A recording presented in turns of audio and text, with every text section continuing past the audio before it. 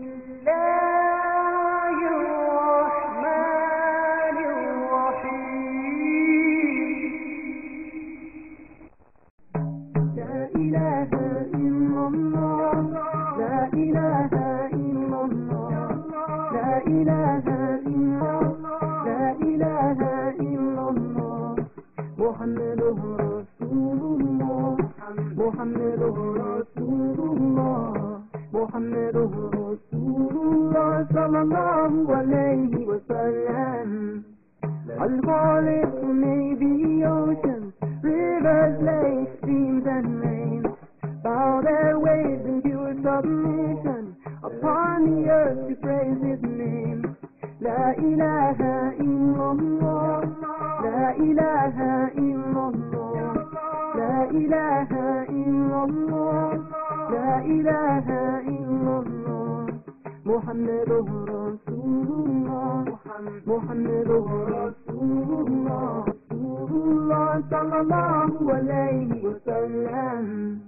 There is no creature among us, upon the air or in the sea, that does not sing with wonder, praising in community. La ilaha illallah, la ilaha illallah, la ilaha illallah, la ilaha illallah.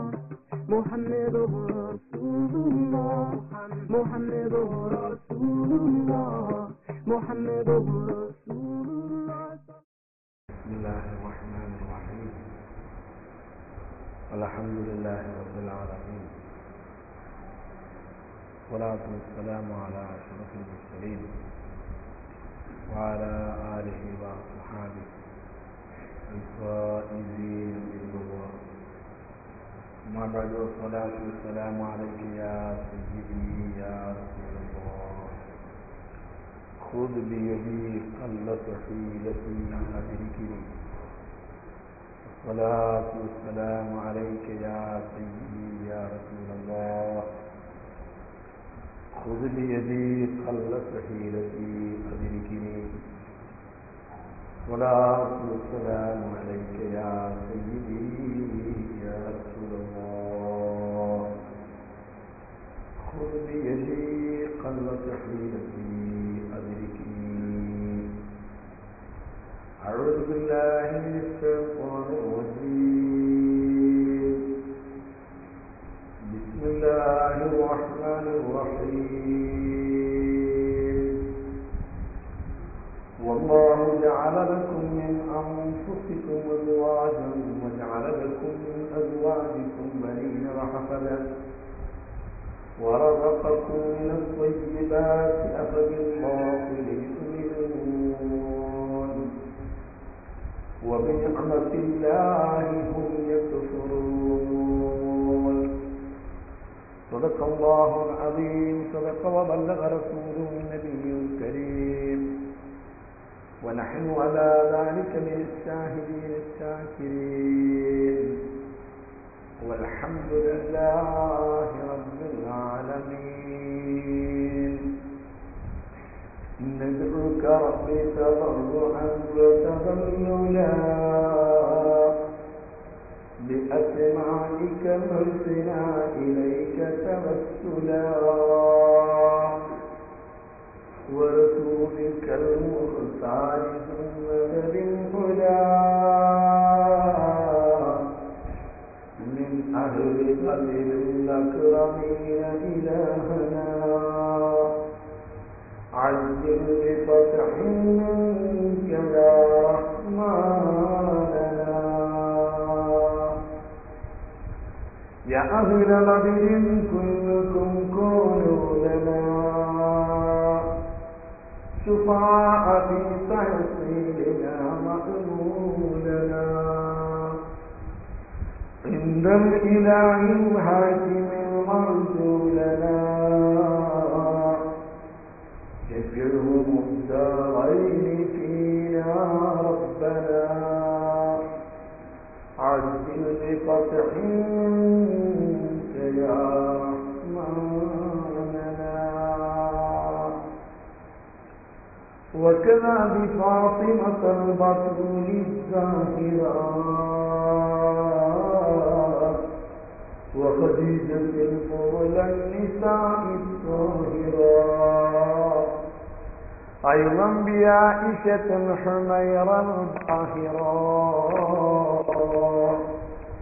عنهن يا هادي رضاك إلهنا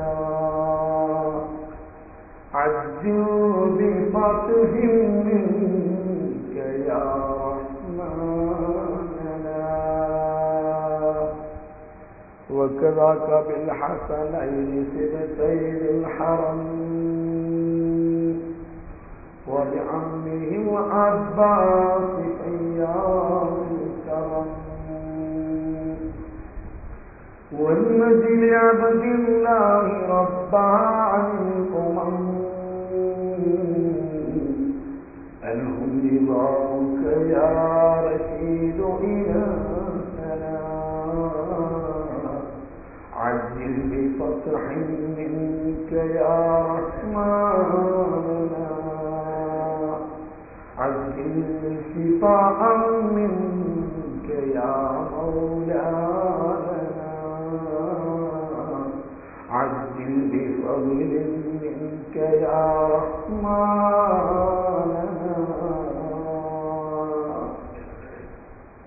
الله سبحانه وتعالى നാം പറയുന്നതും കേൾക്കുന്നതും ആഖിറത്തിലേക്ക് ഞങ്ങളായി സ്വീകരിക്കുമാറാകട്ടെ. നമ്മെ വിറ്റുപോയ മാതാപിതാക്കൾ, ഷായന്മാർ, ഉസ്താദുമാർ, ബന്ധുമിത്രാദികൾ അവരുടെ എല്ലാം ഖബറുകൾ അല്ലാഹു പ്രകാശിപ്പിക്കുമാറാകട്ടെ. സ്വർഗ്ഗത്തിൽ അവരെയും നമ്മെയും ഒരുമിച്ച് കൂട്ടി അനുഗ്രഹിക്കുമാറാകട്ടെ. ആമീൻ യാ റബ്ബൽ ആലമീൻ എന്ന് ആമുഖമായി ഞാൻ പ്രാർത്ഥിക്കുകയാണ്. ജീവിതത്തിലുടനീളം രഹസ്യമായും പരസ്യമായും അള്ളാഹുവിന് തഖ്വ ചെയ്യണമെന്ന് എന്നോടും നിങ്ങളോടും ആദ്യമായി ഉപദേശിക്കുകയാണ്. ഇമാം ശാഫിഈ റളിയല്ലാഹു അൻഹു തങ്ങളുടെ വീക്ഷണപ്രകാരം ഏറ്റവും കൂടുതൽ ലൈലത്തുൽ ഖദ്ർ എന്ന് പറയുന്ന ആ മഹത്തായ രാവിന് സാധ്യത കൂടുതൽ ഇന്നാണ്. കഴിഞ്ഞ രാവും ഈ ദിവസമാണ് 23-ാം രാവ്. ലൈലത്തുൽ ഖദ്ർ അത് റമദാനിലാണ്. റമദാനിലെ ഒരു രാത്രിയാണ്. അവസാനത്തെ 10-ലാണ്. അവസാനത്തെ 10-ൽ നിന്ന് കൂടുതൽ പ്രതീക്ഷിക്കാവുന്നത് ഒറ്റ രാവുകളിലാണ് എന്നതുകൊണ്ട് ഇരട്ട രാവുകളിൽ ഖദ്ർ ഇല്ല എന്നർത്ഥം വരില്ല. കൂടുതൽ അത് പ്രതീക്ഷിക്കാൻ സാധിക്കുന്നത് ഒറ്റ രാവുകളാണ് എന്ന് മാത്രം. 22-ാം രാവാവാം, 24-ാം രാവ് ആവാം, 6-ാം രാവ് ആവാം, 8-ാം രാവ് ആവാം. അതെല്ലാം ഖദ്റിന് സാധ്യതയുണ്ട്. നമ്മിൽ ചിലരെങ്കിലും മനസ്സിലാക്കിയിട്ടുണ്ട് ഒറ്റ 8 രാവുകളിൽ മാത്രമേ ഖദ്ർ കൊണ്ട് ഏൽപ്പിക്കപ്പെട്ട മലക്കുകൾ ഇറങ്ങുകയുള്ളൂ എന്ന് തോന്നിയിട്ടുണ്ടെങ്കിൽ അത് ശരിയല്ല. ഏറ്റവും കൂടുതൽ ഒറ്റ രാവുകളിലാണ് അത് പ്രതീക്ഷിക്കപ്പെടാവുന്നത്. 27-ാം രാവ്, 23-ാം രാവ്, 5-ാം രാവ്, 9-ാം രാവ് ഒക്കെ ആവാം. 27-ാം രാവിന് വലിയൊരു പ്രത്യേകതയുള്ളത് നമ്മുടെ ഈ വടക്ക് മലബാറിലെ പൊന്നാനി പള്ളിയുടെ കട്ടില വെച്ചത് 27-ാം രാവിനാണ്. അതിൽ നിന്നാണ് നമ്മുടെ നാട്ടിലൊക്കെ പ്രത്യേകം വന്ന് പലഹാരം ഉണ്ടാക്കൽ അങ്ങനെ വന്നതാണ്. 27-ാം രാവിൻ്റെ അന്ന് പൊന്നാനി പള്ളിക്ക് കട്ടില വെച്ച ആ ദിവസമായതുകൊണ്ടാണ്. എന്നല്ലാതെ പലഹാരം ഉണ്ടാക്കൽ 27-ാം രാവിൻ്റെ ഭാഗമല്ല. ആചാരങ്ങളും അനാചാരങ്ങളും എന്നൊരു വിഷയം വരാനുണ്ട്. സൗകര്യപ്പെടുക്കില്ലെന്ന് പറയും. അപ്പം അതുകൊണ്ടാണ് ഈ വടക്ക് ഭാഗത്ത് ഈ മലപ്പുറം പൊന്നാനി ഏരിയയിൽ പ്രത്യേകിച്ച് അന്ന് ഈ പലഹാരം ഉണ്ടാക്കുന്നത്. കോഴിക്കോട് ജില്ലയിലൊന്നും അങ്ങനല്ല. അവർക്ക് അത്ര തന്നെ പൊന്നാനിയോട് താല്പര്യം ഉണ്ടാവില്ല. ഏതായിരുന്നാലും അല്ലാഹു സുബ്ഹാനഹു വ തആല പുണ്യപ്പെട്ട ദിവസങ്ങളും രാവുകളും ഒക്കെ ഇബാദത്തുകളെ കൊണ്ട് ധന്യമാക്കാൻ നമുക്ക് തൗഫീഖ് നൽകുമാറാകട്ടെ. ഇതിൻ്റെയൊക്കെ ഒരു മറു വശം വേറെ വരുന്നുണ്ട്. ഇങ്ങനെയൊക്കെ നമ്മൾ ചെയ്തിട്ടും ദുആ ചെയ്തിട്ടും ഇബാദത്ത് ചെയ്തിട്ടും നോമ്പ് നോറ്റിട്ടും ഖുർആൻ ഓതിയിട്ടും സാലിഹ്യങ്ങളോട് കൂടെ ഇരുന്നിട്ടും ഒന്നും നമ്മുടെ ഹൃദയത്തിന് കാര്യമായ മാറ്റമൊന്നും വരുന്നില്ലെങ്കിൽ വളരെ ഡേഞ്ചറാണ്, അപകടമാണ്. ഇനി എന്ത് ചെയ്യും എന്നതിനെക്കുറിച്ച് ആലോചിക്കുമ്പോൾ വളരെ പേടി തോന്നുകയാണ്. അല്ലാഹു നമ്മിൽ നിന്ന് കബൂൽ ചെയ്യുമാറാവട്ടെ. മക്കളോട് ഉള്ള ബാധ്യത ആണ് ഇന്ന് സംസാരിക്കാൻ ഉദ്ദേശിക്കുന്നത്. ഭാര്യ ഭർത്തൃ ബാധ്യതകൾ നിൽക്കുന്നുണ്ട്. ഇൻഷാ അല്ലാഹ് നാളെ അത് സംസാരിക്കണം. രണ്ട് ദിവസം പറയേണ്ടതാണ്. പക്ഷേ ദിവസങ്ങളുടെ കുറവ് കൊണ്ട് കഴിവതും ചുരുക്കി പറയാനാണ് ഉദ്ദേശിക്കുന്നത്. അല്ലാഹു സുബ്ഹാനഹു വ തആല നമുക്ക് ചെയ്തിട്ടുള്ള ഏറ്റവും വലിയ അനുഗ്രഹമാണ് നമ്മുടെ മക്കൾ. നമ്മുടെ ഭാര്യയിൽ കൂടി അല്ലാഹു നമുക്ക് ചെയ്യുന്ന വലിയ അനുഗ്രഹമാണ് നമ്മുടെ മക്കൾ. മക്കൾ നന്നായിത്തീരുന്നത് നമ്മുടെ ആവശ്യമാണ്. പക്ഷേ മക്കൾ നന്നാകുന്നതിൻ്റെ പ്രഥമ ഘട്ടം നല്ല മാതാപിതാക്കളാണ്. നല്ല മാതാപിതാക്കൾക്കാണ് നല്ല മക്കൾ ജനിക്കുക. മക്കൾ നന്നാവുക, മാതാപിതാക്കൾ നന്നാവുക രണ്ടും പരസ്പര പൂരകങ്ങളാണ്. റസൂലുള്ളാഹി സ്വല്ലല്ലാഹു അലൈഹി വസല്ലം തങ്ങൾ പറഞ്ഞു, റഹിമല്ലാഹു ഇംറഅൻ അആന വലദഹു അലാ ബിർ. അല്ലാഹു സുബ്ഹാനഹു വ തആല ഒരു മനുഷ്യന് അനുഗ്രഹം ചൊരിയട്ടെ, അവൻ സ്വന്തം മക്കളെ തനിക്ക് ഗുണം ചെയ്യുന്നതിന്റെ മേൽ സഹായിച്ചിരിക്കുന്നു. മക്കൾ നന്നായിത്തീരുന്നതിന്റെ മേൽ സ്വന്തം മക്കളെ സഹായിക്കുന്ന പിതാവിന് അല്ലാഹു റഹ്മത്ത് ചെയ്യട്ടെ എന്ന് നബി സല്ലല്ലാഹു അലൈഹി വസല്ലം ഞങ്ങൾ പ്രത്യേകം പ്രാർത്ഥിക്കുകയുണ്ടായി. നല്ല കുടുംബത്തിനും നല്ല മാതാപിതാക്കൾക്കുമേ നല്ല മക്കൾ പിറക്കുകയുള്ളൂ. അതുകൊണ്ട് ഒരു ഉപ്പ തന്റെ മക്കൾ നല്ലവരായി തീരണം എന്ന് ശ്രദ്ധിക്കുമ്പോൾ ആദ്യം ചെയ്യേണ്ടത് തന്റെ ഭാര്യ നല്ലവളായിരിക്കും. നല്ല ഭാര്യയിലെ നല്ല മക്കൾ ചെല്ലും. അതിൻ്റെ ഒരു തിയറിയാണ്. കാരണം നിങ്ങളുടെ ഭാര്യമാരെന്ന് പറയുന്നത് നിങ്ങളെ ബീജ ബാങ്കുകളാണ്. നിങ്ങളെ മക്കളെ വളർത്തേണ്ടവരാണ്. നിങ്ങളെ മക്കളെ വളർത്തേണ്ടത് നിങ്ങളുടെ ബീജ ബാങ്കുകളെ നിങ്ങൾ ഹൈറായത് തെരഞ്ഞെടുക്കുക എന്ന് സല്ലല്ലാഹു അലൈഹി വസല്ലം. മാത്രമല്ല, ഇന്ന് പാരമ്പര്യമായി കിട്ടുന്ന ജീനുകൾ കുട്ടികളുടെ ബുദ്ധിയിലും ജിഷണാശേഷിയിലും സ്വഭാവത്തിലും ശാലീനതയിലും സ്വാധീനം ചെയ്യും. നല്ല കൂടുതൽ കുട്ടികൾക്ക് സ്വഭാവം മാതാപിതാക്കളെ കുടുംബത്തിന്റെ സ്വഭാവമാണ്, മാതാവിന്റെ കുടുംബത്തിന്റെ സ്വഭാവം. ആൺകുട്ടിയാണോ അമ്മോന്റെ സ്വഭാവമാണ് അധികവും. അമ്മാവന്മാരുടെ പെൺകുട്ടിയാണോ എളിമമുത്തന്മാരുടെ സ്വഭാവം അധികം.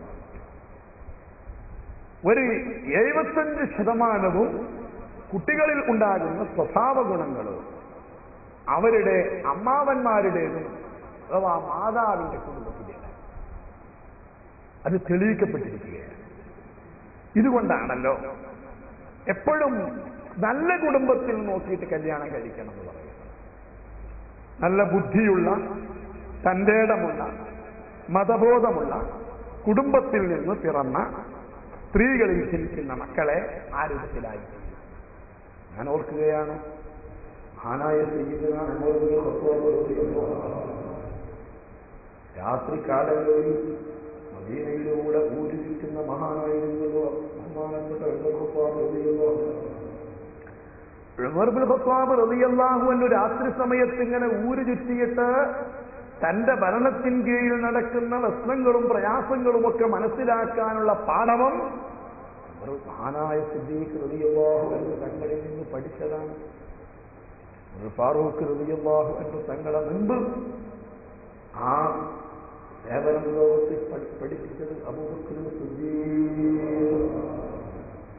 സിദ്ദീഖ് റളിയല്ലാഹു തആല അൻഹു തങ്ങളാണ്. ഫാറൂഖ് തങ്ങൾക്ക് തന്നെ പറയുന്നതാണ്, ഞാൻ ഒരിക്കൽ മദീനയിലെ പ്രാന്തപ്രദേശത്തൂടെ ഇങ്ങനെ നടക്കുമ്പോൾ ഒരു ചെറ്റക്കുടിലിൽ നിന്ന് ഒരു ശബ്ദം കേട്ടു, ഞരക്കം കേട്ടു. ഞാൻ ആ ചെറ്റക്കുടിലേക്ക് ചെന്ന് നോക്കുന്ന സമയത്ത് ഒരു കിളവിയാണ്, പ്രായം ചെന്ന ഒരു കിളവി കിടക്കുകയാണ്. ആ സ്ത്രീക്ക് അനങ്ങാൻ കഴിയില്ല. എല്ലാ കാര്യങ്ങളും ആരെങ്കിലും ചെയ്തു കൊടുക്കണം. പരസഹായമില്ലാതെ ഭക്ഷണം പാകം ചെയ്യാൻ കഴിയില്ല, ഭക്ഷണം കഴിക്കാൻ കഴിയില്ല, വൃത്തിയാകാൻ കഴിയില്ല. ഞാൻ മനസ്സിലാക്കി ഈ സ്ത്രീക്ക് ആവശ്യമായ ഹിദ്മ ചെയ്യുന്നത് വലിയ ഒരു സേവനമാണ്, സൽക്കർമ്മമാണെന്ന് മനസ്സിലാക്കി ഞാൻ തീരുമാനിച്ചു, നാളെ സുബഹി നിസ്കാരാനന്തരം ഈ സ്ത്രീയുടെ അടുത്ത് വന്നിട്ട് വേണ്ട എല്ലാ സേവനങ്ങളും ചെയ്തു കൊടുക്കണം. ഭക്ഷണമുണ്ടാക്കി കൊടുക്കണം, വസ്ത്രം കഴുകി കൊടുക്കണം, എല്ലാ ഹിദ്മയും ചെയ്തു കൊടുക്കണമെന്ന് തീരുമാനിച്ച് ഞാൻ പോയതാണ്. പിറ്റേ ദിവസം സുബഹി നിസ്കരിച്ചുകൊണ്ട് ഞാൻ നേരത്തെ ആ സ്ത്രീയുടെ കുടിലാണ് ലക്ഷ്യം വെച്ച് നീങ്ങിയത്. ഞാൻ ലക്ഷ്യം വെച്ച് കാലത്ത് ആ സ്ത്രീയുടെ വീട്ടിലെത്തിയപ്പോൾ സുബ്ഹാനല്ലാഹ്, ആ സ്ത്രീക്ക് വേണ്ട എല്ലാ ഹിദ്മയും ചെയ്തു കൊടുക്കാരോ പോയിട്ടുണ്ട്. ആ സ്ത്രീയുടെ വസ്ത്രങ്ങളൊക്കെ കഴുകി കൊടുത്തിട്ടുണ്ട്, ഭക്ഷണം നൽകിയിട്ടുണ്ട്. ആ സ്ത്രീ വളരെ സുന്ദരമായി ഇരിക്കുകയാണ്, എന്തോ ചിന്തിക്കൊണ്ടിരിക്കുന്നുണ്ട്. ഞാൻ അത്ഭുതപ്പെട്ടു പോയി. ആരാണ് ഇത്രയും കാലത്ത് ഒന്നുകൊണ്ട് ഈ കാര്യങ്ങളൊക്കെ ചെയ്തത്? ഞാൻ ആ ഉമ്മയോട് അരികിൽ ചെന്നുകൊണ്ട് ചോദിച്ചു, സഹോദരി, ആരാണ് നിങ്ങൾക്ക് ഈ ഹിദ്മയെല്ലാം ചെയ്തു തരുന്നത്? ആരാണ് നിങ്ങളുടെ വസ്ത്രങ്ങൾ കഴുകി തരുന്നത്? ആരാണ് നിങ്ങൾക്ക് വെള്ളം എത്തിച്ചു തരുന്നത്? ആരാണ് നിങ്ങൾക്ക് ഭക്ഷണം പാകം ചെയ്തു തരുന്നത്? ആരാണ് നിങ്ങൾക്ക് വേണ്ട ശുശ്രൂഷകൾ ചെയ്യുന്നത്? മഹാനായ ഒരു ഫാറൂഖ് റളിയല്ലാഹു അൻഹു ആ സ്ത്രീ പറയുന്നു, കരീമുൻ, ഒരു മാന്യനായ മനുഷ്യന്റെ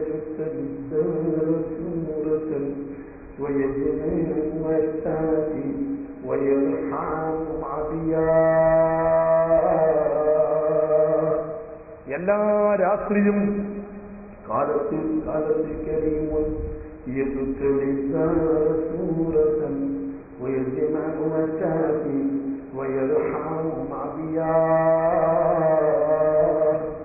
എല്ലാ രാത്രിയും പാതിരാക്ക് ശേഷം ഇവിടെ ഒരാൾ വരുന്നുണ്ട്. അയാളെ പേരറിയില്ല, നാടറിയില്ല, എന്തിനാണ് വരുന്നതെന്നറിയില്ല. അയാൾ വരുന്ന സമയത്ത് ഭക്ഷണത്തിന്റെ കിറ്റുകൾ കൊണ്ടുവരാറുണ്ട്. ആ ഭക്ഷണം എന്റെ അരികിലേക്ക് എത്തിച്ചു തരും. അദ്ദേഹം എന്റെ വസ്ത്രങ്ങൾ അഴിക്കാൻ ആവശ്യപ്പെടും, കഴുകിക്കൊണ്ടുവരും. അയാൾ ഈ റൂമെല്ലാം അടിച്ചുമാരി വൃത്തിയാക്കും. ഞാൻ കാഴ്ചക്ക് നോക്കിച്ചതെല്ലാം അയാൾ കൊണ്ടുപോയിട്ട് വൃത്തിയാക്കും. ഈ എല്ലാ രാത്രിയും അയാൾ തുടരുന്നു. പേരറിയില്ല. ഇലക്ഷന് മത്സരിക്കാൻ വേണ്ടി നിൽക്കാൻ തയ്യാറായ ആളുകൾ ആ സമയത്ത് ചെയ്യുന്ന സേവനം പോലെയല്ല, പേരിന് വേണ്ടി ചെയ്യുന്ന സേവനമല്ല, പ്രശസ്തിക്ക് ചെയ്യുന്ന സേവനമല്ല. പേര് പോലും എനിക്കറിയില്ല.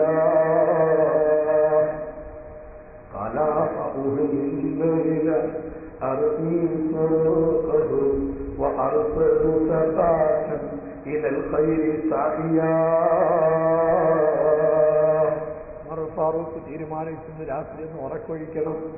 ഇന്ന് രാത്രി ഉറക്കമെടുത്തെനിക്ക് കാത്തിരിക്കണം. ആരാണ് ഇത്രമാത്രം നിസ്വാർത്ഥനായ സേവകൻ?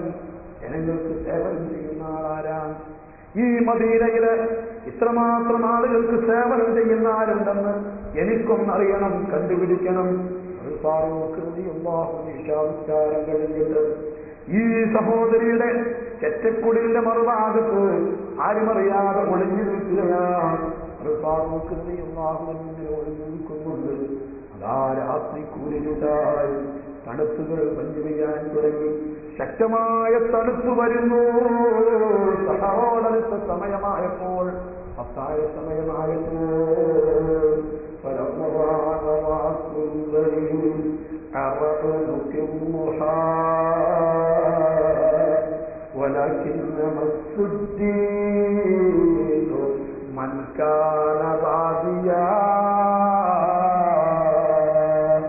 ഇരുട്ടിന്റെ മറവിൽ കൂടി 60 ചില്ലാനം വയസ്സുള്ള ഒരു മനുഷ്യൻ വരുന്നു. തന്റെ തലയിൽ ചുമടുണ്ട്. ആ ചുമടുമെടുത്തുകൊണ്ട് 62 വയസ്സ് പ്രായമുള്ള അബൂബക്കർ സിദ്ദീഖ് അകത്തേക്ക് കടക്കുന്നു. തന്നയ്ക്ക് തലയിലുള്ള ഭാണ്ഡമെടുത്ത് താഴെ വെക്കുന്നു. ഈ സഹോദരിക്ക് വേണ്ട എല്ലാ കാര്യങ്ങളും ചെയ്യുന്നു. എല്ലാം ഉമറുൽ ഫാറൂഖ് റളിയല്ലാഹു തആല അൻഹു കാണുകയാണ്. ഫസഹാബിയുൽ ഫാറൂഖ് മാ കാന സാബിഖീൻ സിവാക അബാ ബക്കർ വമാ കുൻതു ആറിയാ. തങ്ങളെ നിങ്ങളോടൊന്ന് കിടപിടിക്കാൻ, നിങ്ങളോടൊന്ന് മത്സരിക്കാൻ ഈ പാവപ്പെട്ടവന് കഴിയില്ല. കാലത്ത് എഴുന്നേറ്റ് ഈ പ്രായം ചെന്ന ഉമ്മാക്ക് വേണ്ട ഹിദ്മ മുഴുവൻ ചെയ്യാൻ ഞാൻ തീരുമാനിച്ചു പോയപ്പോഴേക്കും രാത്രിയുടെ മറവിൽ വന്ന് നിത്യവും ഇത് ചെയ്തു പോകുന്ന തങ്ങളോട് മത്സരിക്കാൻ തങ്ങളെ കാലൊന്ന് പിടിച്ച് ഞാൻ ചുംബിക്കുന്നു എന്ന് പറഞ്ഞ് മഹാനായ ഉമറുൽ ഫാറൂഖ് സിദ്ദീഖുൽ അക്ബറിന്റെ കാല് ചുംബിക്കുകയാണ്.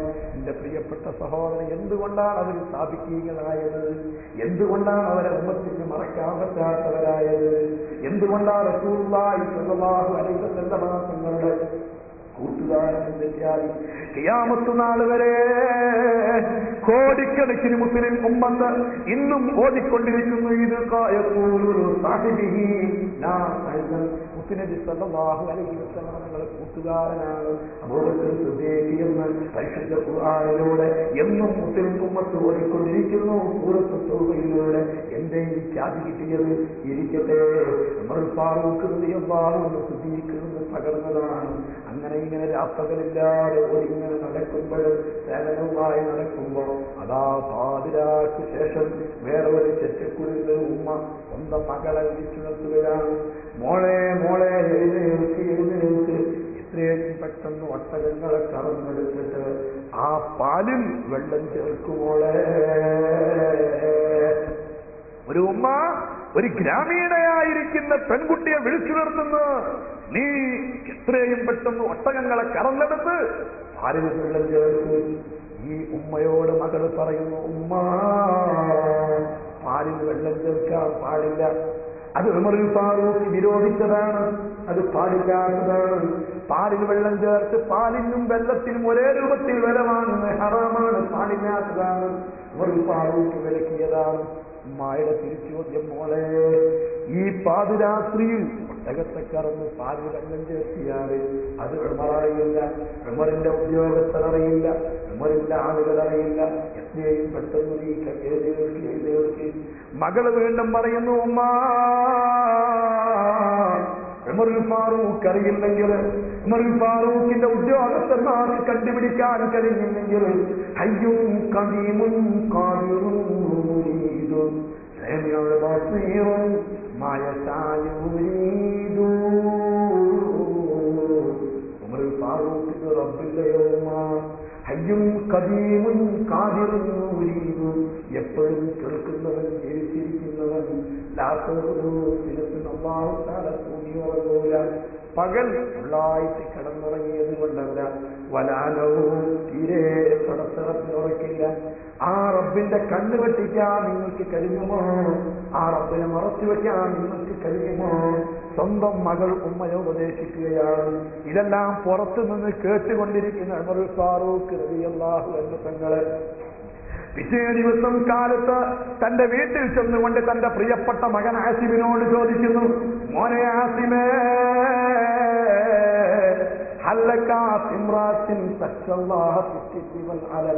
രഹസ്യമായും പരസ്യമായും പടച്ചിറപ്പിനെ പേടിക്കുന്ന ഒരു പെൺകുട്ടിയെ കല്യാണം കഴിക്കാൻ എനിക്ക് താല്പര്യമുണ്ടോ? അള്ളാഹുവിനെ പേടിക്കുന്ന പെണ്ണാ, രഹസ്യവും പരസ്യവുമായ ഹൗഫുള്ള പെണ്ണാ. അർജൂനിക്കുമാ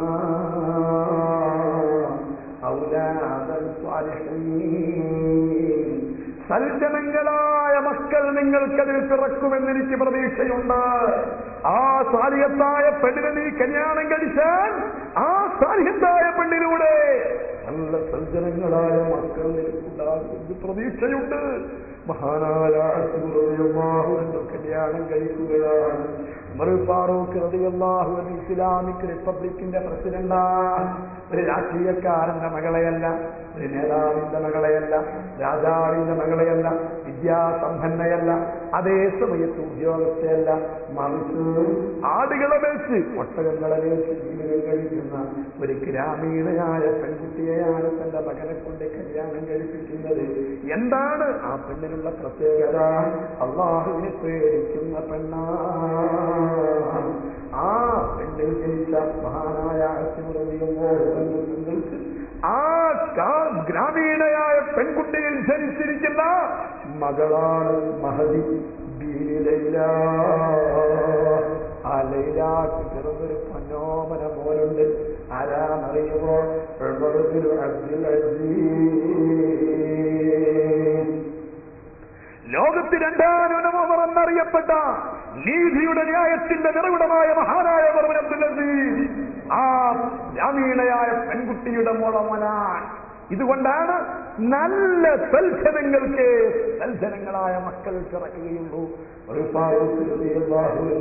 നേരത്തെ തന്നെ തനിക്ക് പിറക്കാൻ പോകുന്ന മകനെ കുറിച്ച് പ്രവചനം നടത്തിയിട്ടുണ്ട്. ഇതാ ഈ നൂറ്റാണ്ടിന്റെ തലത്തിൽ എനിക്കൊരു മകൻ വരാൻ പോകുന്നുണ്ട്. ഉമറെന്നാണ് പേര്. എന്റെ പരമ്പരയിൽ പിറക്കുന്ന ആ മകന്റെ പുറത്ത് ചെറിയൊരു കറുത്ത പുള്ളി ഉണ്ടാകും. ലോകത്ത്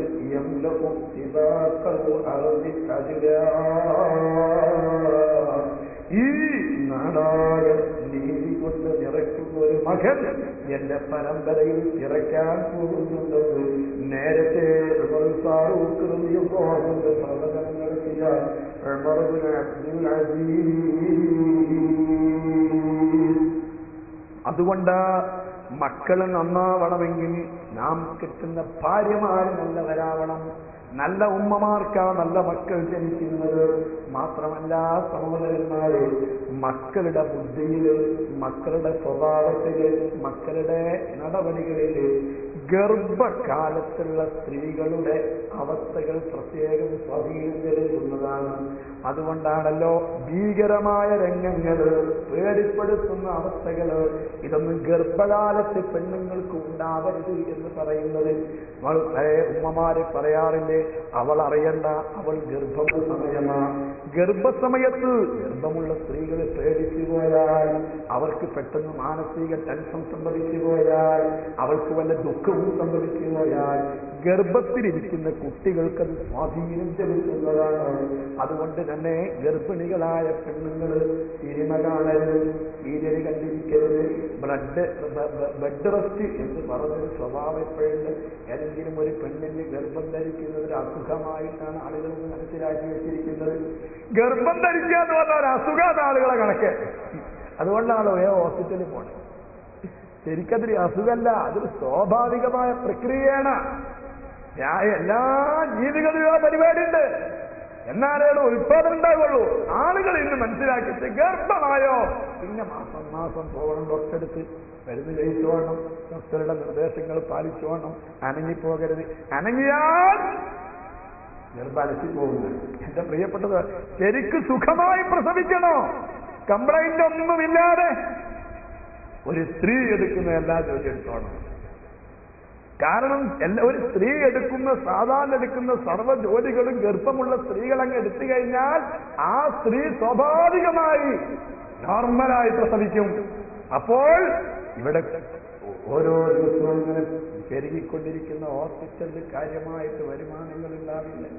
അതുകൊണ്ട് തീർച്ചയായിട്ടും പെണ്ണുങ്ങൾ സുഖമായി പ്രസവിക്കരുത്. അമേരിക്കക്കാരുടെ മരുന്ന് വിജയിക്കപ്പെടണം. അതിന് എന്ത് വേണം? എല്ലാ പെണ്ണുങ്ങളും അടങ്ങി തന്നെ ഇരിക്കണം, പണിയൊന്നും ഇരിക്കരുത്.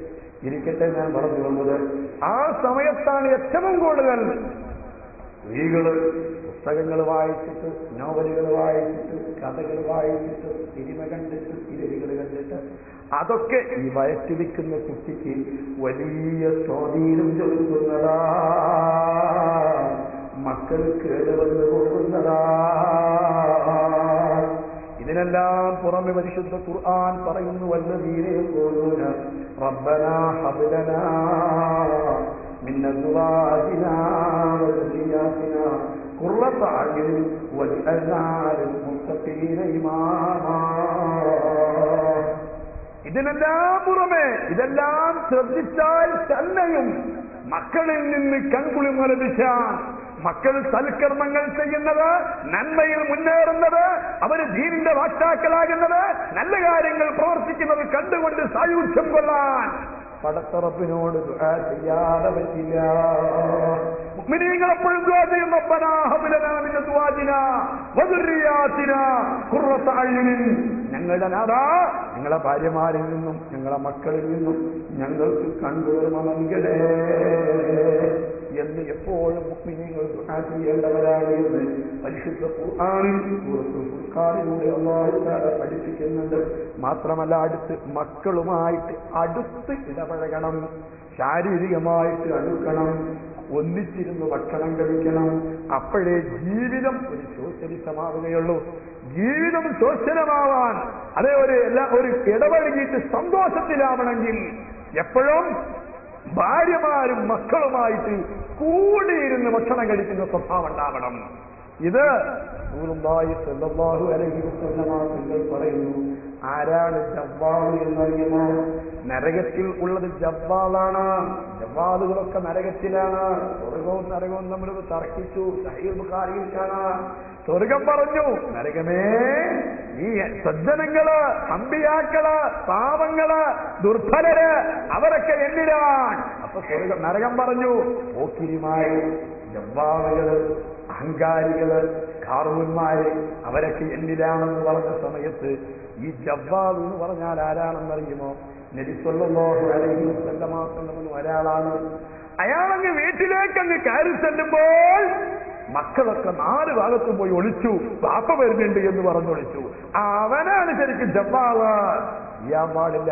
മക്കളൊക്കെ ശരിക്ക് അടുപ്പിച്ച് വാപ്പ എന്ന് പറഞ്ഞ ഒരു നരി പോലെ ഒരു മിനി കരടിയുടെ പ്രതീക്ഷ വാപ്പ കൊണ്ട് വീട്ടിൽ ചെന്നാല് മക്കളെല്ലാവരും മൂക്കിൽ ചൂള പോലും ഇടില്ല. ആ രൂപത്തിലാവാൻ പാടില്ല. പരിശുദ്ധ ഇസ്ലാം പഠിപ്പിക്കുന്ന മുത്ത് മുഹമ്മദ് മുസ്തഫ സല്ലല്ലാഹു അലൈഹി വസല്ലം അങ്ങനെ ആവരുത്.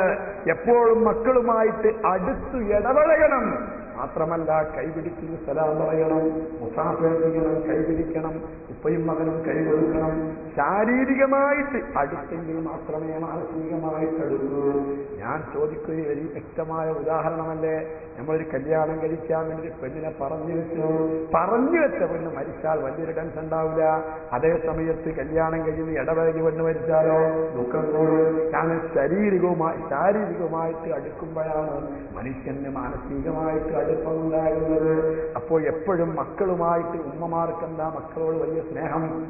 മക്കൾക്ക് തിരിച്ചും ഉമ്മമാര് മക്കളിങ്ങനെ കരയുന്ന സമയത്ത് മെല്ലെ കയ്യൊന്ന് വെച്ചു കൊടുത്താൽ മക്കൾക്ക് അങ്ങ് ഉറങ്ങിപ്പോകും. വല്ലാത്തൊരു സമാധാനമാണ്, സ്വാതന്ത്ര്യമാണ്. അതുകൊണ്ട് എപ്പോഴും ഇടപഴകി കൈപിടിച്ചുകൊണ്ടും മറ്റും ഇടപഴകിയിട്ടായിരിക്കണം മക്കളെ പോറ്റുന്നത്.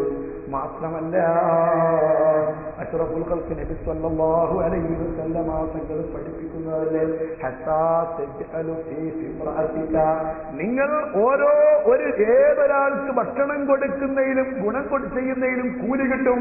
എത്രത്തോളം? ഹത്താ തജ്അലു ഫീ ഇംറഅതിക, നിന്റെ ഭാര്യയുടെ വായിലേക്ക് നീ ഇട്ടുകൊടുക്കുന്ന ഭക്ഷണത്തിന് വരെ അത്രയും ഒരു കളിയുടെയും ഒരു സന്തോഷത്തിന്റെയും സ്വഭാവമാണ് ഇസ്ലാം പഠിപ്പിക്കുന്നത്. ഭാര്യയ്ക്ക് നീ തിന്നാൻ കൊടുക്കുന്നതിന് കൂലി കിട്ടുന്നല്ല പറഞ്ഞത്. നിന്റെ ഭാര്യയുടെ വായിലേക്ക് വെച്ചു കൊടുക്കുന്ന ആ ഒരു പ്രത്യേക ആ ഒരു ഭക്ഷണത്തിന് വരെ നിനക്ക് കൂലി കിട്ടും എന്ന് പഠിപ്പിച്ച മുഹമ്മദ് റസൂലുള്ളാഹ്. അതേ സമയത്ത് അടുത്ത് ഇടപഴകിയിട്ട് ഭാര്യയ്ക്ക് യാതൊരു വിലയും ഭർത്താവിനെയില്ല, മക്കൾക്ക് യാതൊരു നിലയും വിലയില്ല. ആ കൂരത്തിലാവാൻ പാടില്ല. എപ്പോഴും ഒരു മധ്യമ സമൂഹമാവണം. ഭാര്യ തീരെ ഭർത്താവിനോടൊരു ഹൈബത്തില്ലാത്ത, ഭർത്താവിനൊരു ഭയമില്ലാത്ത ഒരവസ്ഥയിലെത്താൻ പാടില്ല. താഴെ കയറങ്ങി വിട്ടുകൊടുത്തു കഴിഞ്ഞാൽ ബഹുമാനപ്പെട്ട അഷ്റഫുൽ ഖൽഖ് റസൂലുള്ളാഹി സ്വല്ലല്ലാഹു അലൈഹി വസല്ലം തങ്ങൾ പറയുന്നു, അപ്പൊ പിന്നെ ലഗേജ് കെട്ടി പുറത്തിരുന്ന് നീ അവളെ കൈതയായിട്ട് മാറും. അത് പാടില്ല. അതേ സമയത്ത് മക്കളെയും ഭാര്യയെയും ഒക്കെ നന്നായിട്ട് ഇടപഴകുകയും മാത്രമല്ല അടുക്കുകയും ചെയ്യണം. മറിച്ച് ഓവറായി പോകരുത്. മാത്രമല്ല മക്കളും ഭാര്യയുമായിട്ട് കൂടുതൽ അകന്നു നിൽക്കുന്നതിന് ഇസ്ലാമൊരിക്കലും സമ്മതം നൽകുന്നില്ല. 4 മാസത്തിൽ കൂടുതലായിട്ട് ഭാര്യമാര് അകന്നു നിൽക്കരുത് എന്നാണല്ലോ ഇസ്ലാമിന്റെ കാഴ്ചപ്പാട്. നമ്മുടെ നാട്ടിലൊക്കെ ഗൾഫ് സിസ്റ്റമാണ്. 1 കൊല്ലം 2 കൊല്ലമൊക്കെ ചില ആളുകളുണ്ട് 2, 3, 4 കൊല്ലമൊക്കെ പോയിട്ട് ഇങ്ങനെ ഗൾഫിൽ പോയി നിൽക്കുന്നവരുണ്ട്. മുസ്ലിം സഹോദരാ, ഇന്നലി സൗദിക അലൈക ഹഖ്ഖാ, നിന്റെ ഭാര്യയ്ക്ക് നിന്റെ മേൽ കടപ്പാടുണ്ടായിരുന്നു. നിന്റെ മക്കളോടും നിനക്ക് കടപ്പാടുണ്ടായിരുന്നു. ഉപ്പാനെ കുറിച്ച് മക്കൾക്കൊരു വിവരമില്ല. ഇയാള് നമ്മളൊപ്പയാണല്ലേ. മക്കള് ചിലപ്പോ പ്രസവിച്ചിട്ട് 3-4 വയസ്സായിട്ടാ മക്കള് വരുന്നത്. മക്കൾ ഒന്നിങ്ങനെ പറഞ്ഞു കൊടുക്കുക, ഇതേ ഇയാളറിയോ, അയാള് നിന്റെ ആളാ, ഇങ്ങനെ പറഞ്ഞു കൊടുക്കുന്ന ഒരു സ്വഭാവത്തില് മിക്കപ്പോഴും ആവരുതെന്നാണ് ഞാൻ പറയുന്നത്. ഓരോരുത്തരുടെ സാമ്പത്തിക ബുദ്ധിമുട്ടും മറ്റുമൊക്കെ പലപ്പോഴും അങ്ങനെ ആവാറുണ്ട്. റസൂലുള്ളാഹി സ്വല്ലല്ലാഹു അലൈഹി വസല്ലം തങ്ങൾ പറയുന്നു,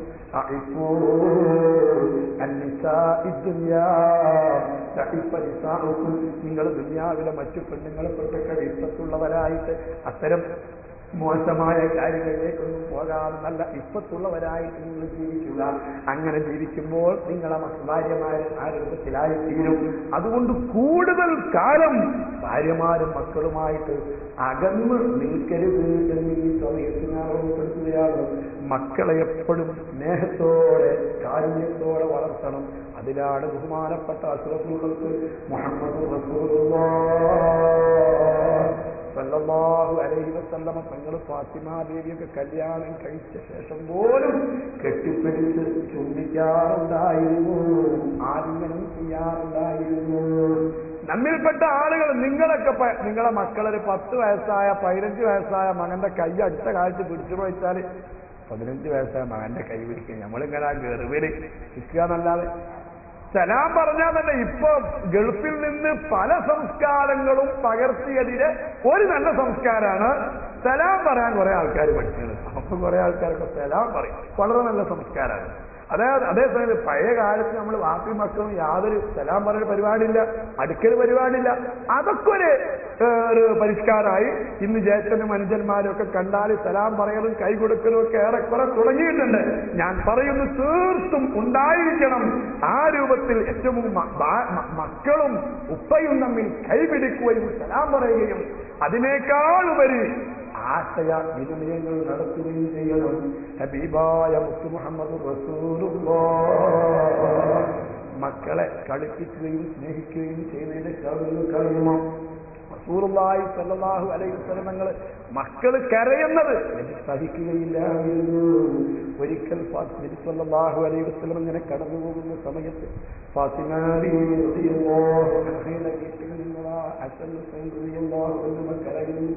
കരയുന്നത് കേട്ട് മുസ്ലിം ചെല്ലുന്നു, ഫാത്തിമ എന്റെ മക്കൾ കരയുന്നു, വിശന്നുകൊണ്ട് കരയുകയാണ്. തങ്ങളെ ഇങ്ങോട്ടെടുത്തിട്ട് റസൂലുള്ളാഹിന്റെ നെഞ്ചത്ത് വെച്ചിട്ട് മുത്തുനബിന്റെ നാവ് വായിലേക്ക് ഇട്ടുകൊടുത്തു. നമ്മുടെ ചില ഉമ്മമാര് കുട്ടികളെ സമാധാനിപ്പിക്കാൻ വേണ്ടി കൈവിരൽ വായിലേക്ക് ഇട്ട് കൊടുക്കാറുണ്ട്. കുറച്ച് കഴിഞ്ഞ് കുറെ കുഞ്ഞിനും അത് മുലയൂട്ടുന്നത് പോലെ ഇങ്ങനെ അപ്പിക്കൊണ്ടിരിക്കും. ഒന്നും കിട്ടാതിരിക്കുമ്പോൾ കുട്ടി വീണ്ടും കരയാൻ തുടങ്ങും. അതേ സമയത്ത് മുഹമ്മദുർ റസൂലുള്ളാഹി അവിടുത്തെ നാവങ്ങി കൊടുത്തപ്പോൾ ഹുസൈൻ റളിയല്ലാഹു അൻഹു വയറു നിറയെ മുത്തുനബിന്റെ നാവിൽ നിന്ന് അതാ കൊണ്ട് പാല് കിട്ടുന്നു. ഹസൻ റളിയല്ലാഹു അൻഹു തങ്ങൾക്ക് ഹുസൈൻ റളിയല്ലാഹു അൻഹു മതിയായ ശേഷം ബഹുമാനപ്പെട്ട ഹസൻ റളിയല്ലാഹു അൻഹു തങ്ങൾക്കും മുത്തുനബി അവിടുത്തെ നാവ് വായിച്ചു കൊടുക്കുന്നു. മാത്രമല്ല ഹസൻ ഹുസൈനും കുറഞ്ഞ വ്യത്യാസം, ഒരു വയസ്സ് തികയില്ല പ്രായത്തിന് വ്യത്യാസം. ഹസൻ റളിയല്ലാഹു അൻഹു തങ്ങളെ പ്രസവിച്ച് 50ാമത്തെ ദിവസമാണ് ഹുസൈൻ റളിയല്ലാഹുവിന്റെ ഗർഭം ധരിക്കുന്നത്. ഒരു വയസ്സിനേക്കാൾ കുറവാണ് തങ്ങളുടെ വ്യത്യാസം. ഹസൻ റളിയല്ലാഹു അൻഹുവിന്റെ മുഖം മുസ്ലിമിന്റെ മുഖമാണ്. ഹുസൈൻ റളിയല്ലാഹു അൻഹുവിന്റെ ഉടനെ നബി സല്ലല്ലാഹു അലൈഹി വസല്ലം ഉടനെ തന്നെയാ, ഒരിക്കലും കണ്ടാൽ മാറുകയില്ലായിരുന്നു.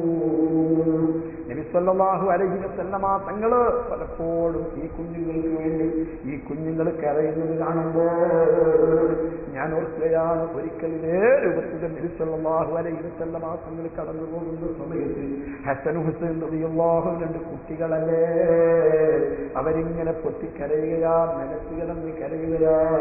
നമ്മുടെ മക്കളൊക്കെ നിലത്ത് കിടന്ന് കരയാറുണ്ട്. സൈക്കിൾ വാങ്ങിച്ചു കൊടുക്കാതിരുന്നാൽ, അവർ ഇഷ്ടപ്പെടുന്ന വസ്തുക്കൾ കിട്ടാതിരുന്നാൽ, അവർക്കുള്ള കളിക്കോപ്പുകൾ കിട്ടാതിരുന്നാൽ, റസൂലുള്ളാഹിന്റെ പേരമക്കൾ ഈ ലോകം മുഴുവൻ സൃഷ്ടിക്കപ്പെടാൻ കാരണക്കാരായ മുസ്ലിമിന്റെ പേരമക്കൾ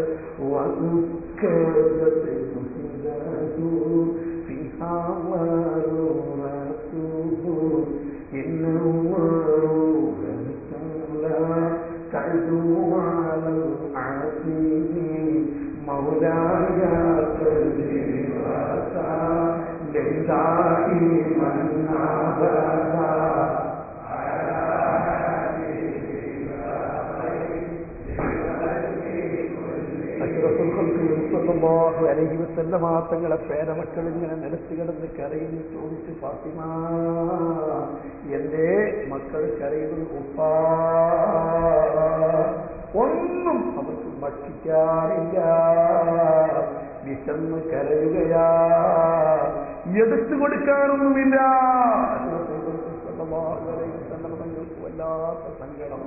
ഞാനെത്ര വിശപ്പ് സഹിച്ചാലും, എന്റെ പ്രിയപ്പെട്ട മകൾ ഫാത്തിമ സഹിച്ചാലും, എന്റെ ഈ ചെറിയ കുഞ്ഞു മക്കൾ അല്ലാഹുമ്മ അഹിബ്ബഹുമാ വഅഹിബ്ബ മൻ അഹബ്ബഹുമാ,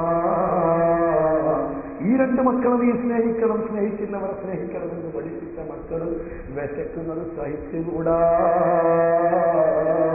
ഈ ഉമ്മത്തിന് പഠിക്കാനുള്ള നമുക്കൊരു പാഠം എന്ന നിലത്തിൽ നബി സല്ലല്ലാഹു അലൈഹി വസല്ലമ തങ്ങളതാ തൊട്ടടുത്ത് മദീനയിലെ വലിയ ഒരു ജൂതന്റെ അടിയിൽ ചെന്നു. ജൂതൻ വലിയ സമ്പന്നനാണ്, ദോഷക്കാരനാണ്, സഹോദരാ. എപ്പോഴും നബി സല്ലല്ലാഹു അലൈഹി വസല്ലമ ഇതര മതത്തിൽപ്പെട്ട ആളുകളുമായിട്ട് ഇടപാടുകൾ ചെയ്യാറുണ്ടായിരുന്നു. അവിടുന്ന് മരിക്കുന്ന സമയത്ത് മുത്തുനബി സല്ലല്ലാഹു അലൈഹി വസല്ലമ തങ്ങളുടെ പടക്കുപ്പായം, ഇവിടുത്തെ അങ്കിക്കുപ്പായം ജൂതന്റെ അടുത്ത് അതാ പണയത്തിലായിരുന്നു. ഏതാനും അതാ നാണയങ്ങൾക്ക് വേണ്ടി, കോളമ്പിന് വേണ്ടി അല്ലാഹുവിന്റെ റസൂൽ പണയപ്പെടുത്തിയതായിരുന്നു, ഉപജീവിതത്തിന് വേണ്ടി പണയപ്പെടുത്തിയതായിരുന്നു. ഈ ജൂതന്റെ അരികിൽ ചെന്നുകൊണ്ട് എനിക്കൊരു ചെറിയ ജോലി വരുമോ? നബി സല്ലല്ലാഹു അലൈഹി വസല്ലമ തങ്ങൾക്ക് ആ ജൂതനതാ ജോലി കൊടുക്കുകയാണ്. ജോലി എടുത്ത് ജീവിക്കുന്നത് ഒരു കുറവല്ല, അതൊരു മോശമല്ല. റസൂലുള്ളാഹി സ്വല്ലല്ലാഹു അലൈഹി വസല്ലമ തങ്ങൾക്ക് ജോലി കിട്ടി. എന്താ കിട്ടിയത്? അതാണ് ഏത് മേഖലയിൽ ഉള്ള ആളുകൾക്കും മുസ്ലിമിൽ മാതൃകയുണ്ട്. നീ വലിയൊരു പ്രസംഗകനാണോ? സഫാ കുഞ്ഞിന്റെ മുതൽ കയറിയിട്ട് അറേബ്യയിലെ ആളുകളോട് അതിഉഗ്ര പ്രസംഗം നടത്തിയിട്ടുള്ള ആ പ്രസംഗകരെ കണ്ട് പഠിക്കുക. നീ ഒരു അധ്യാപകനാണെങ്കിൽ മദീന പള്ളിയുടെ തെരുവീതിയിൽ, ആ മദീന പള്ളിയുടെ കുഫയില് അതാ 300ഓളം വരുന്ന ശിഷ്യന്മാർക്ക് അധ്യാപനം നടത്തിയിരുന്ന അധ്യാപകനാകുന്ന മുസ്ലിമിൽ നിന്ന് പാഠം പഠിക്കുക.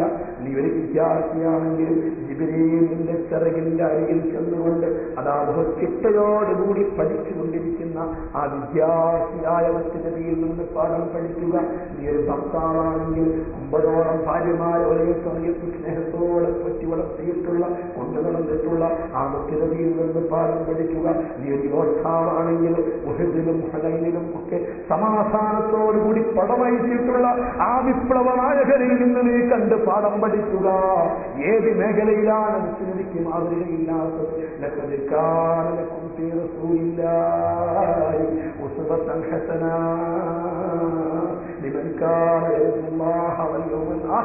അള്ളാഹുവിനെ വിശ്വസിക്കുന്നവർക്ക്, അള്ളാഹുവിൽ പ്രതീക്ഷ അർപ്പിക്കുന്നവർക്ക്, അന്ത്യനാളുകളിൽ വിശ്വസിക്കുന്നവർക്ക് എല്ലാ മേഖലയിലും മുത്തുനബിയിൽ മാതൃകയുണ്ട് കേട്ടോ.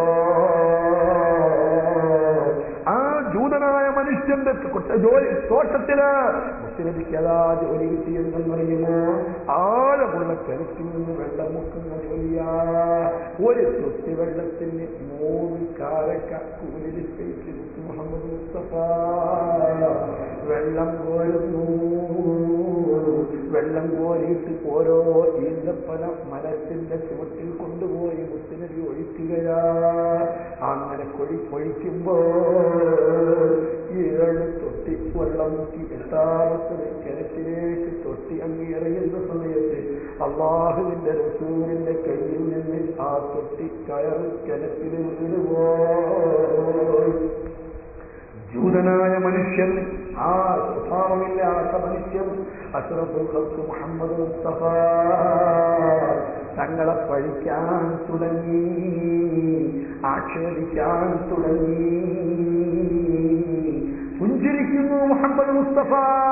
ഇങ്ങോട്ട് ചീത്ത പറഞ്ഞവൻ അങ്ങോട്ട് ചീത്ത പറയരുത് എന്ന് പഠിപ്പിച്ച മുഹമ്മദ് മുസ്തഫ അഷ്റഫുൽ ഖൽഖ് മുഹമ്മദ് റസൂലുള്ളാഹ് ഒരിക്കൽ പോലും വ്യക്തിപരമായ കാര്യങ്ങൾക്ക് ഒരാളോട് ദേഷ്യപ്പെട്ടിട്ടില്ല, ഒരാളോട് ചീത്ത പറഞ്ഞിട്ടില്ല, ഒരാളോട് വെറുപ്പ് പ്രകടിപ്പിച്ചിട്ടില്ല. ആ റസൂലുള്ളാഹി ഇങ്ങനെ ചീത്ത പറയുമ്പോൾ ഇങ്ങനെ ചിരിക്കുകയാ, മുത്തുനബിയെ അടിക്കാൻ ഉയർന്നുകയാ. പക്ഷേ അല്ലാഹുവിന്റെ റസൂലിന്റെ പുഞ്ചിരിക്കുന്ന മുഖം കണ്ട് അവന്റെ കൈ താഴുകോ.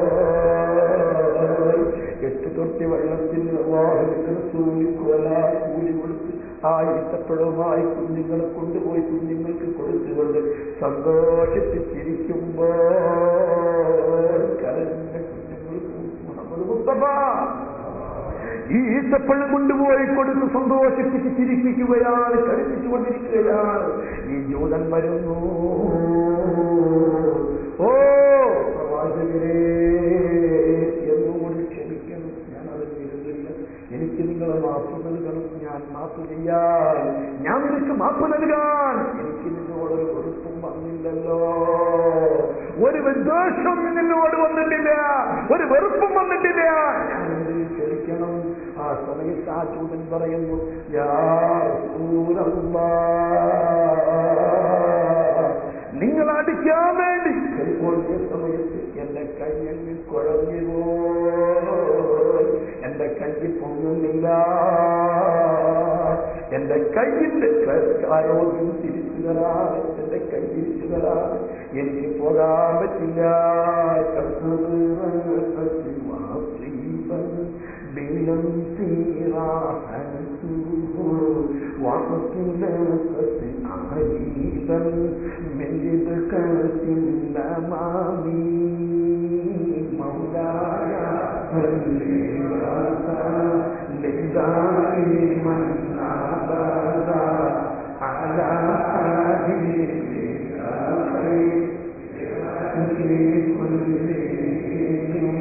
അവിടുത്തെ കയ്യിന്റെ സ്പർശനം കൊണ്ട് എത്ര രോഗികൾക്കാണ് ചികിത്സിച്ചത്, എത്ര കണ്ണുകളാണ് ചിരിച്ചു കിട്ടിയത്, എത്ര കൈകളാ ചിരിച്ചിരിക്കുന്നത്.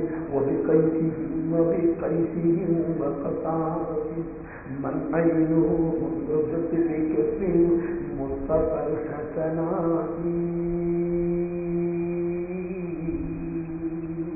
കഥാതാറിന്റെ കണ്ണ് ശത്രുക്കളെ ആശ്രമിച്ച് താഴേക്ക് തൂങ്ങിപ്പോയി. ഒരു പോർക്കളത്തിൽ തൂങ്ങിക്കിടക്കുന്ന കണ്ണ് ഇത് കസാദയുടെ കണ്ണാ. അസ്ത്രവേറ്റുകൊണ്ട് കണ്ണ് താഴെ വീണ് പോയതാ. എന്റെ കണ്ണൊന്ന് തിരിച്ചു വരണം നബിയേ. അല്ലാഹുവിന്റെ റസൂലിനോട് മറ്റു പ്രവാചകന്മാരോട് മുഅ്ജിസത്ത് കൊണ്ട് നേരത്തെ പതിവുള്ളതാണ്. മുത്തുനബിയോട് കൊണ്ട് കാഴ്ച ചോദിച്ചതാണ്, കണ്ടുപിടിച്ച് ചോദിച്ചാണ്. അത് ശിർക്കാണെന്ന് മുത്തുനബി വിളിക്കുകയല്ല, പറഞ്ഞു കൊടുക്കുകയല്ല, മറിച്ച് ആ കണ്ണ് നമ്മൾ പീസായ ബൾബ് മാറ്റിവെക്കുന്നത് പോലെ യഥാസ്ഥാനത്ത് വെച്ചിക്കൊണ്ട് തടവിക്കൊടുത്തു. ബദരിയത്തിൽ കണ്ടില്ലേ فصاحة من عينه ردت بكف فالحسناء മുത്തനബിന്റെ കൈ കൊണ്ട് തിരിച്ചു കിട്ടിയ കണ്ണുള്ള ആളല്ലേ മഹാനായ ഖതാദ. ആ കണ്ണിന് മറ്റു കണ്ണിന്റെ കാഴ്ച നഷ്ടപ്പെട്ടപ്പോഴും ബഹുമാനപ്പെട്ട ഖതാദയ്ക്ക് കണ്ണിന് മങ്ങൽ പോലും ഉണ്ടായിരുന്നില്ല. സ്വഹീഹായ ശമാഇൽ തുർമുദിയിൽ രേഖപ്പെടുത്തിയിട്ടില്ലേ ഖതാദ തങ്ങൾ പറയുന്നത്. പിന്നീട് എന്തെങ്കിലും പോലും ആ കണ്ണിന് വന്നിട്ടില്ല. ആ റസൂലിന്റെ കൈ കൊണ്ട് ചൂതനം തന്നെ തടവിയതേ ഉള്ളൂ. തന്റെ കയ്യിന് പൂർവ്വ അവസ്ഥയിൽ ആരോഗ്യം തിരിച്ചു കിട്ടിപ്പോയി സന്തോഷത്തോടെ തിരിച്ചുപോയി. അഷ്റഫുൽ ഖൽഖ് നബി സ്വല്ലല്ലാഹു അലൈഹി വസല്ലം അവിടുത്തെ കുഞ്ഞുങ്ങളെ കണ്ണുനീരപ്പാ ആ കുഞ്ഞുങ്ങൾക്ക് വിശന്നിട്ട് ഭക്ഷണം കൊടുക്കാൻ അധ്വാനിച്ചതല്ലേ. അതുകൊണ്ടാണ് അവിടെ നിന്ന് പഠിപ്പിച്ച ഒരു മനുഷ്യൻ ഏറ്റവും വലിയ കുറ്റമായിട്ട് കൂടുതലൊന്നും വേണ്ട. അവൻ ചെലവ് കൊടുക്കേണ്ട ഭാര്യമക്കളെ ശ്രദ്ധിക്കാതിരിക്കൽ തന്നെ വലിയ കുറ്റമാണ് കേട്ടോ. അഷ്റഫുൽ ഖൽഖ് നബി സല്ലല്ലാഹു അലൈഹി വസല്ലം തങ്ങൾ നിസ്കരിക്കുന്ന സമയത്ത് പോലും അവിടുത്തെ കുഞ്ഞുങ്ങളോട് കരുണ കാണിച്ചിരുന്നു. കുഞ്ഞുങ്ങളോട് അല്ലാഹുവിന്റെ റസൂൽ ദേഷ്യപ്പെട്ടിരുന്നില്ല. അല്ലാഹു കുഞ്ഞുങ്ങളെ കരയാൻ അനുവദിച്ചിരുന്നില്ല. ഒരു കുഞ്ഞിനെയും അടിക്കുവാൻ മുത്തുനബി അനുവദിച്ചിട്ടില്ല.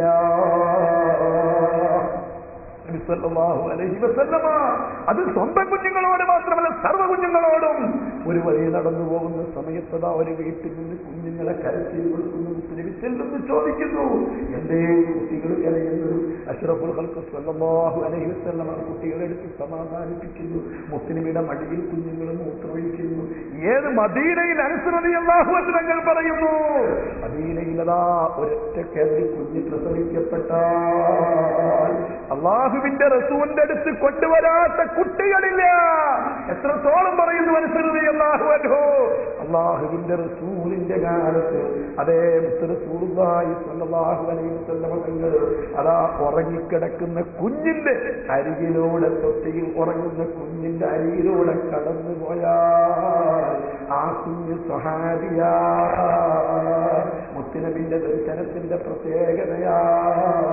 അതുകൊണ്ട് തന്നെ ആ കാലഘട്ടത്തിൽ പ്രസവിക്കപ്പെട്ട സർവ്വ കുഞ്ഞുങ്ങളും സ്വഹാബികളാണ് എന്ന് മഹാനായ ഹസൻ ബസറിയെ പോലുള്ള പണ്ഡിതന്മാര് പറയുന്നുണ്ട്. കാരണം മുത്തുനബിന്റെ അടുത്ത് കൊണ്ടുവരാത്ത കുഞ്ഞുങ്ങളില്ല. മുത്തുനബി മധുരം കൊടുക്കരുത്. റസൂലുള്ളാഹി സ്വല്ലല്ലാഹു അലൈഹി വസല്ലം തങ്ങൾ പറഞ്ഞതല്ലേ, മക്കള് സാലിഹീങ്ങളാവാൻ ആദ്യമായി കുട്ടികൾക്ക് സാലിഹീങ്ങളെ കൊണ്ട് മധുരം കൊടുക്കണം.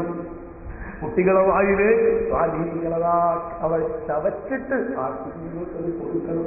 ഈത്തപ്പഴമോ അതുപോലത്തെ മധുരമുള്ള സാധനങ്ങളായിട്ട് കൊണ്ടുവരാറുള്ളത്. സ്വാലിഹീങ്ങളെ കൊണ്ട് കുഞ്ഞുങ്ങൾക്ക് മധുരം കൊടുപ്പിക്കണം. പ്രസവിക്കപ്പെടുന്ന കുഞ്ഞ് ആദ്യം കേൾക്കുന്നത് അല്ലാഹ് എന്ന വാക്കായിരിക്കണം. എന്നാലേ ആ കുഞ്ഞ് അല്ലാഹ് എന്ന് ചൊല്ലി മരിക്കുകയുള്ളൂ. വർത്തമാനകാലത്ത് അതിന്റെ എല്ലാ സാഹചര്യങ്ങളും തന്നെ കൊട്ടിയടക്കപ്പെട്ടിരിക്കുകയാണ്. പ്രസവിക്കപ്പെടുന്ന ഹോസ്പിറ്റലിലാണ്. എന്തെല്ലോ ശബ്ദങ്ങളൊക്കെ കേൾക്കേണ്ടത് ഇവരിൽ കേട്ട്, അല്ലെങ്കിൽ അവരെ മന്ത്രങ്ങൾ കേട്ട്, അവരെ ജപങ്ങൾ കേട്ട്, എല്ലാ കോലാഹലങ്ങളും കേട്ട് അവസാനം ഒരു വാക്കുകൊടുക്കൽ പരിപാടി. അല്ല അല്ല, ഈ ഭൂമിയിലേക്ക് പ്രസവിച്ച് വീഴുന്ന കുഞ്ഞ് ആദ്യം കേൾക്കേണ്ട പദം അല്ലാഹ്. അവസാനം പറയേണ്ട പദം അല്ലാഹ്. ഇതുകൊണ്ടാണ് ശരീരാദ്യം നാണ്ടി വിളിക്കണം എന്ന് പറയുന്നത്. അത് പുരുഷന്മാര് തന്നെ വിളിക്കണമെന്നില്ല. പ്രസവിച്ച പെണ്ണിന്റെ അടുത്ത് കൊടുക്കാവുന്നതാണ്, സമീപത്തുള്ള പെണ്ണിനെടുത്ത് കൊടുക്കാവുന്നതാണ്.